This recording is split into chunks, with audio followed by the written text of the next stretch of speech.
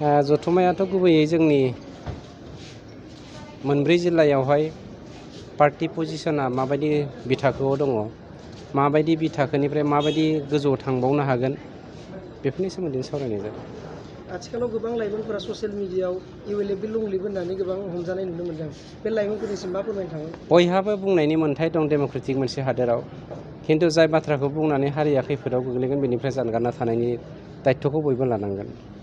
आथिखालाव बिटिआर सरकारा मोनसे गोदोसोना थानाय आलायारन सिनेमाखौ लाबोनायखौ जों नुनो मोन्दों, नाथाय बे माब्ला दिन्थिगोन होनना फोरमायगोन? टेकनिकेलि माखासे प्रब्लेम जानानै दङ आरो बे जाफुंखागोन। आलायारनल' नङा, गुबुन गुबुन जेरै मिमांनि सिमां, दायना, बेफोरबायदि गोबां जोंनाव गोजाम सान्दिनि आसान, गोजाम जोंनावहाय बर' फिल्म दङ, बेफोरखौ बोखांनायनि थांखि लादों। फैबाय थानाय बाइ इलेक्सननि सोमोन्दै माबासे फोरमायगोन नामा? बाइ इलेक्सनावथ' फोरमायनांगौनि माथो बुंबावनो, जेरावहाय मोननै MCLA आरो मोननै MLA इलेक्सना UPPनि आखायावनो दंखायो आरो देरहानायाथ' सियरखासै। गोबां एक्स NDPफोरा रन्जन दैमारिखौ गनांगौनि थाखाय मोनसे धरना बायदिसिना हाबाफारि लाबाय थादों, बेनि सायाव माबा मोनसे फोरमायगोन नामा?